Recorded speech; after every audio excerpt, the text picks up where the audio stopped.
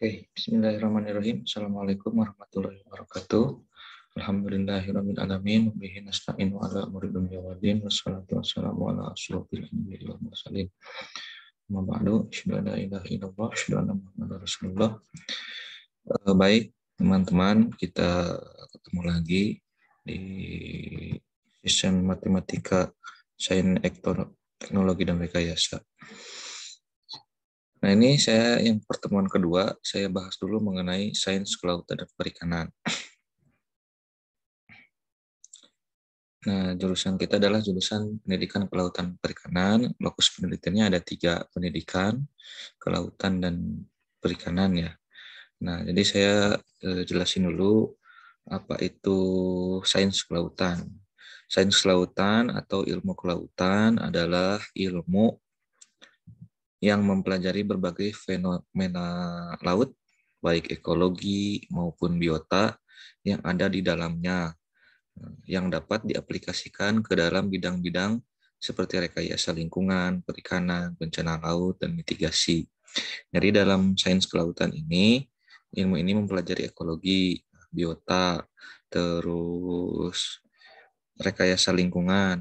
Rekayasa lingkungan ini yang mengetahui bagaimana mitigasi bencana atau dampak terhadap biota laut, bagaimana perikanannya, bagaimana penanggulangan bencana laut, itu mitigasi bencana yang berhubungan dengan lingkungan juga, misalkan terkait dengan pesisir, menjaga lingkungan pesisir laut, menjaga terumbu karang, misalkan menjaga mangrove, lalu atau lokus-lokus yang ada penelitian atau misalkan bidang-bidang di sains kelautan terkait di situ ya. Ya kalau misalkan perikanan itu melihat daerah penangkapan ikan yang bagus, lalu bagaimana cara penangkapan ikannya gitu. Di sains kelautan ini ada 3 ininya, dari oceanografi, biologi laut, terus ada human use and marine environmental issue. Nah, dari oceanografi kita lihat bisa melihat oceanografi lautnya, bagaimana dari fisika oceanografi, dari kimia oceanografinya, begitulah. Nah, dari biologi laut ini, yang lingkungan laut, terus keanekaragaman hayati laut. Lalu dari isu di sini adalah isu yang ini, misalkan isu-isu yang kemarin, penangkapan menggunakan bom atau yang mengakibatkan perusakan terumbu karang, banyak pencemaran yang limbah yang dibuang ke laut dan lain sebagainya. Itu bagaimana cara penanggulangannya. Nah, human use and marine environment issue. Nah, isu tentang perikanan ya. Apa saja itu isu-isu tentang perikanan, banyak sekali. Nah, sains ilmu perikanan adalah disiplin ilmu yang mempelajari sifat dan karakteristik biota, perairan, dan lingkungan yang saling berhubungan, serta terorganisasi dengan tujuan pengelolaan dan pemanfaatan sumber daya perikanan. Nah, sains perikanan di sini adalah disiplin ilmu untuk mempelajari sifat dan karakteristik biota perairan. Ini nyambung nanti dengan tugas teman-teman mengenai apa yang teman-teman cari ya gitu. Di tugas pertama itu melihat bagaimana literatur review, bagaimana lain sebagainya, itu ada di situ. Yang mudah-mudahan nanti kita bisa lanjutkan ke sainsnya. Jadi kita literatur review bagaimana teknologi-teknologi rekayasa-rekayasa yang digunakan untuk kemajuan teknologi perikanan dan kelautan. Perikanan adalah semua kegiatan yang berhubungan dengan pengelolaan dan pemanfaatan sumber daya ikan dan lingkungan ya, mulai dari praproduksi, produksi, pengolahan sampai dengan pemasaran yang dilaksanakan dalam suatu sistem bisnis perikanan. Nah, perikanan itu adalah suatu lingkup ya. Jadi pemanfaatan ada pengelolaan, pemanfaatan sumber daya dan lingkungannya, sumber daya ikan dan lingkungannya, Pengelolaan berarti kita harus mengelola dengan baik. Pemanfaatan adalah mengambil hasilnya yang sesuai, tidak over begitu ya. Pemanfaatan itu pengelolaan biar bisa continue terus-menerus. Nah, dari sudah ada kita praproduksi, diolah dulu sebagainya, praproduksi, pengolahan. Nah, praproduksi ini bisa jadi penangkapan sampai ke pesisir, ya, produksi, diolah, dibikin menjadi seperti apa, pengolahan yang dibikin atau menjadi bentuk kaleng atau menjadi bentuk frozen atau dan lain sebagainya. Jadi nanti sampai dengan pemasaran. Nah, ruang lingkup perikanannya ini ada ruang lingkup sumber daya ikan, lingkungan dan sumber daya ikan. Lalu sistem pengolahan, teknologi pengolahan hasil tangkapan, sistem pengelolaan, sistem yang dilakukan oleh manusia demi mendapatkan hasil dan keuntungan, lalu sistem produksi, penangkapan, dan budidayanya, gitu. Lingkungan dan sumber daya, sistem pengolahan, sistem pengelolaan, sistem produksinya. Nah, lingkungan dan sumber daya ikan, lingkungan sumber daya ikan perairan, tempat kehidupan sumber daya ikan termasuk biota dan faktor alam sekitarnya. Jadi lingkungan ini adalah perairan tempat kehidupan. Jadi lingkungannya begitu. Ikan itu segala jenis organisme atau jenis-jenis ikannya, sumber daya itu potensi dari semua jenis ikannya. Jadi ya kita bisa bedakan sendiri ya. Penangkapan ikan adalah kegiatan untuk memperoleh ikan di perairan yang tidak dalam keadaan dibudidaya dengan alat atau cara apapun, termasuk kegiatan yang menggunakan kapal untuk membuat atau mengangkut, menyimpan, mendinginkan, menangani, mengolah, atau mengawetkannya. Nah, aspek penangkapan ini untuk unit penangkapan. Ada kapal, menggunakan kapal, ada alat tangkap, ada nelayannya ya, kelompok ikan tangkapan, sumber daya ikan demersial, sumber daya ikan pelagis kecil, pelagis besar, udang, dan biota lainnya.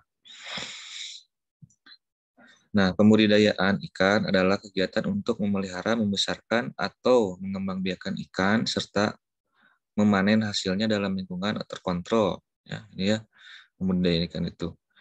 Termasuk kegiatan yang menggunakan kapal untuk memuat, mengangkut, menyimpan, mendinginkan, menangani, mengolah, atau mengawetkan. Jadi prosedurnya sangat banyak sekali ya. Nah, prosedurnya sangat banyak sekali dari mulai pemeliharaan, pembesaran, mengembangbiakan, memanen, termasuk juga untuk memuat dengan menggunakan kapal, mengangkut, transportasi, menyimpan, mendinginkan, menangani, mengolah, atau mengawetkannya. Jadi banyak sekali tahapannya. Ini merupakan suatu tantangan atau pengembangan teknologi yang akan kita lakukan. Nah, kegiatan budidaya itu pengadaan sarana dan prasarana. Kita lanjut ke proses produksi, penanganan pasca panen dan pemasaran. Itu ada pendukung-pendukung yang atau mendukung untuk hasil perikanannya seperti apa untuk biar bisa bagus begitu ya. Pengadaan sarana dan prasarana, nah ini dari benih, pakan, obat-obatan, pupuk, pestisida, atau peralatan produksi lainnya. Nah, proses produksi, pembesaran, biomasa, pembenihan, ya, benih jadi ikan hias, atau penanganan pasca panen, transportasi ikan hidup, pengumpulan, penyajian, atau pendukung. Nah, hukum bagaimana cara penangkapannya yang legal, kelembagaan, pembinaan, penelitian, pendidikan, sumber daya manusianya, atau perbankan dan atau kemasyarakatan yang berbasis ke profesi. Nah, ini pengolahan, perubahan bentuk mentah ikan menjadi suatu bahan makanan atau produk lainnya untuk pengawetan, usaha manipulasi teknologi oleh manusia untuk mempertahankan kualitas agar seperti pada kondisi segar itu dengan memberikan suatu bentuk perlakuan terhadap ikan. Nah, hasil tangkap maupun budidaya ya, pengolahan hasil perikanannya. Nah, ini tipe-tipe pengawetannya juga banyak sekali. Perlakuan suhu atau tinggi rendahnya, perlakuan biologisnya, perlakuan kimianya. Nah, perlakuan kombinasi ini mungkin nanti dibahas di pertemuan-pertemuan selanjutnya dengan dosen-dosen yang lain ya. Nah, pengelolaan perikanan, apa itu pengelolaan? Nah, mengapa pengelolaan itu dibutuhkan? Nah, ini menjadi suatu tantangan kita, nanti kita bahas bersama. Nah, pengelolaan perikanan itu sudah semua termasuk proses yang terintegrasi dalam pengumpulan informasi, analisis, perencanaan, konsultasi, pembuatan keputusan, alokasi sumber daya ikan, dan implementasi serta penegakan hukum, peraturan undang-undangan di bidang perikanan yang dilakukan oleh pemerintah atau otoritas lain yang diarahkan untuk mencapai kelangsungan produktivitas sumber daya hayati perairan dan tujuan yang telah disepakati. Nah, ini pengelolaan tidak hanya berkaitan dengan ikan serta karakteristik biologinya, tetapi juga harus mempertimbangkan hal-hal lain. Siapa yang akan memanfaatkan sumber daya ikan, berapa biaya pengelolaan secara efektif dan efisien, serta bagaimana pengaruh perubahan lingkungan terhadap sumber daya ikan. Ada ininya ya, ada pengelolaannya yang baik seperti apa. Nah, ini asas pengelolaan perikanan yang dilakukan atas dasar manfaat, keadilan, kebersamaan, kemitraan, kemandirian, pemerataan, keterpaduan, keterbukaan, efisiensi, kelestarian, pembangunan yang berkelanjutan.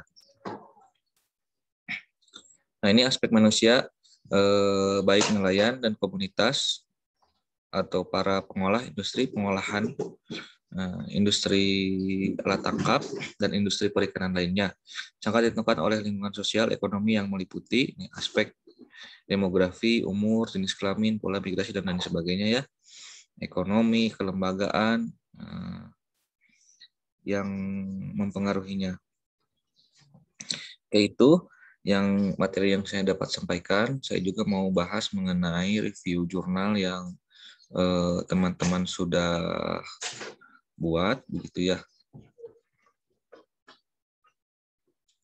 Oke, ini yang saya lihat, saya periksa ya dari rata-rata dari jurnalnya, begitu ya. Ini punya Azahra Ayu Alivia ya. Oke, di sini saya perlihatkan untuk jurnalnya bagus juga.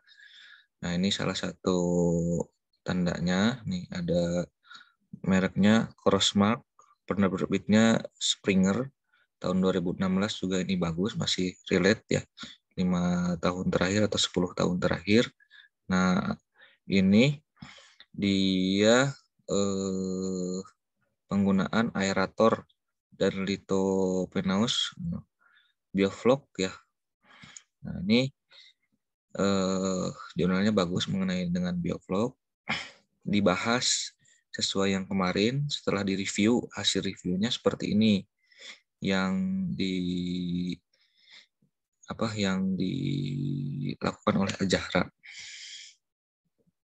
Sesuai dengan arahan ya. Ini the use.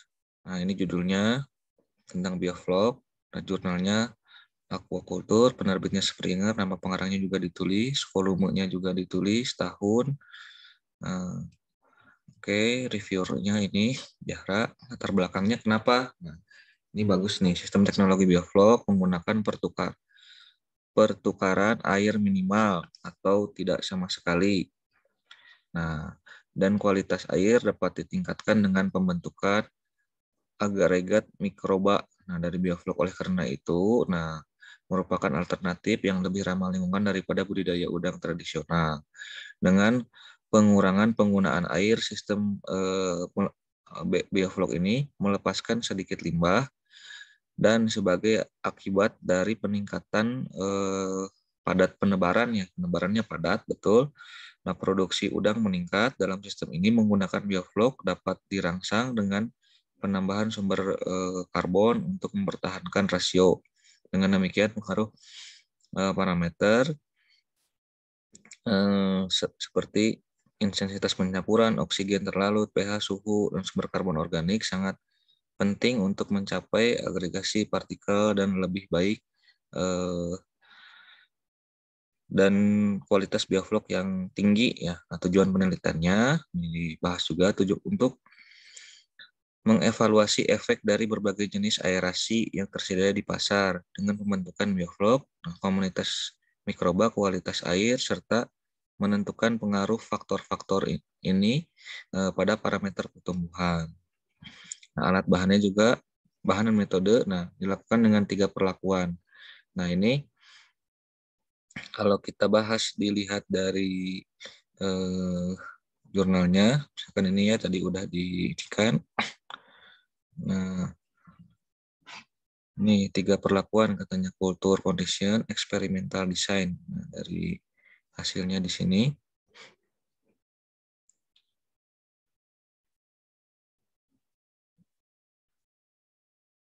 Oke.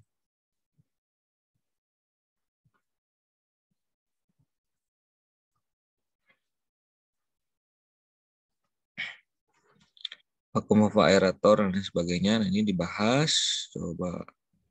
Nah, harapan saya ini nih di metodenya juga dibahas mengenai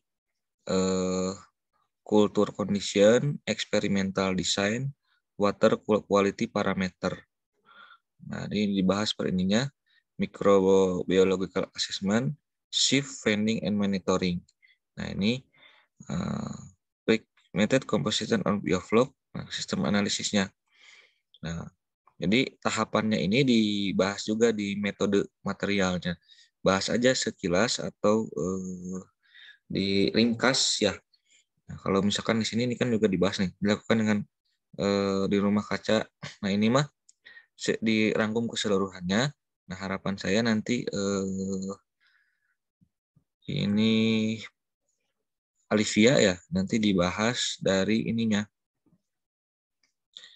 Metode hasil penelitian udah ada nih. Nah, jadi yang di ini nanti dibahas metodenya dari 1, 2, 3, 4, 5-nya ya. Nah, hasil penelitiannya menunjukkan bahwa sistem udara terdifusi. Nah, air blower meningkatkan. Nah, jadi dibahas hasil penelitiannya bagus. Nah, kesimpulannya, sistem udara bioflok lebih efektif dengan agregasi partikel. Nah, dan dalam pembentukan bioflok dalam budidaya untuk membantu pertumbuhan udang.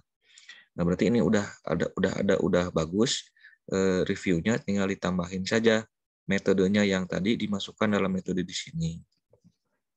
Ini saya kasih contoh satu punya Livia, oke bagus. Misal ini punya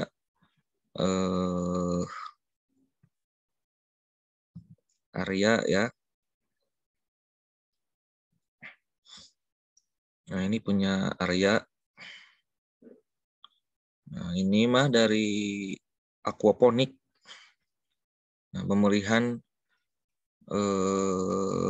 aquaponik menggunakan filter aerasi biologis. Nah, tapi yang dilihat dari sini, ini mah hampir semuanya diterjemahkan.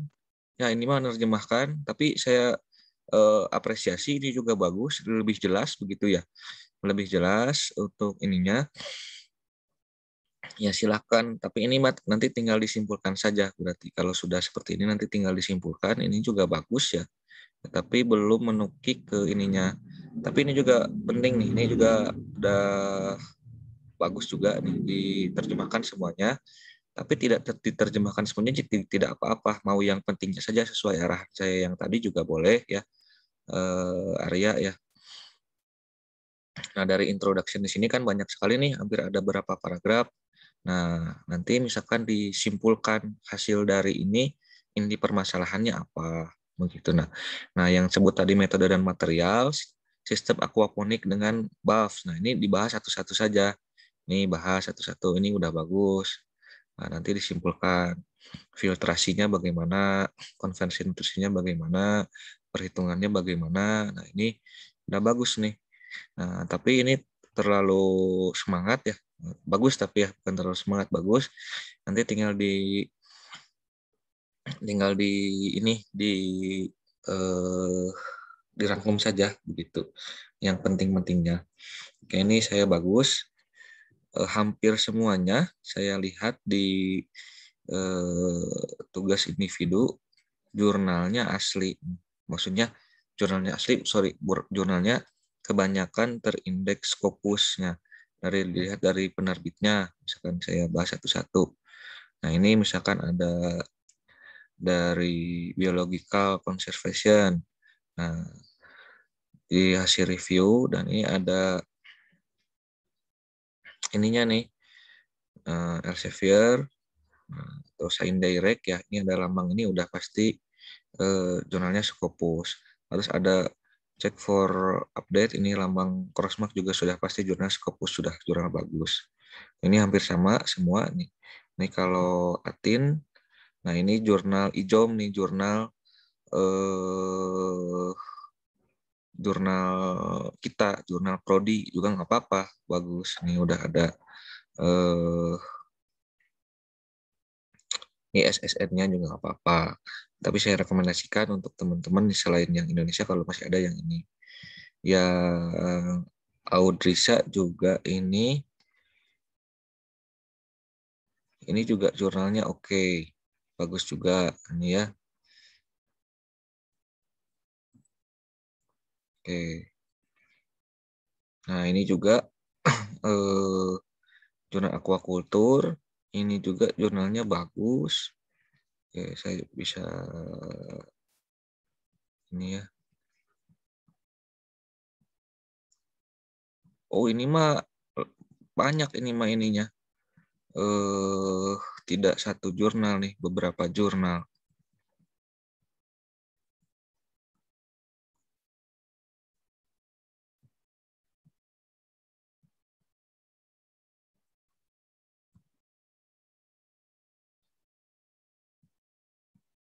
Ini juga bagus, ini juga Scopus juga nih.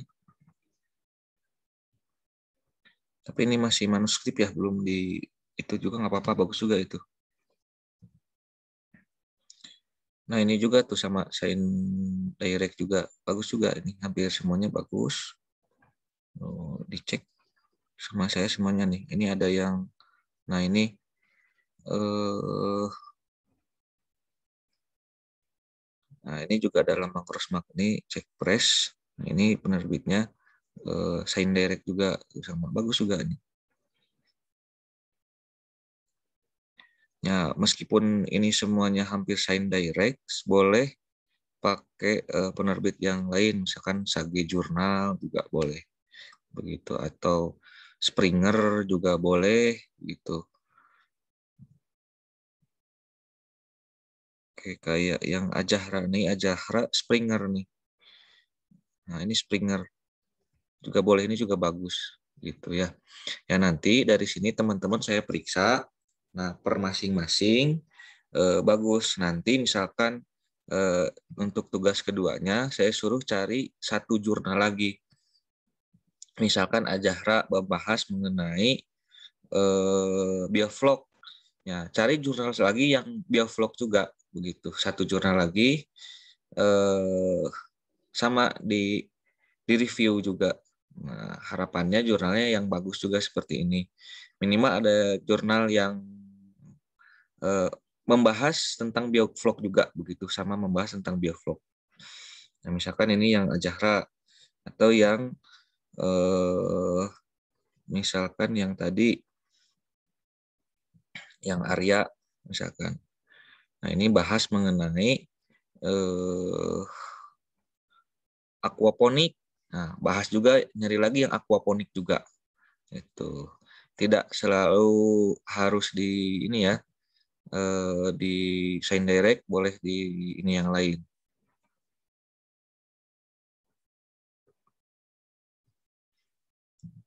Ini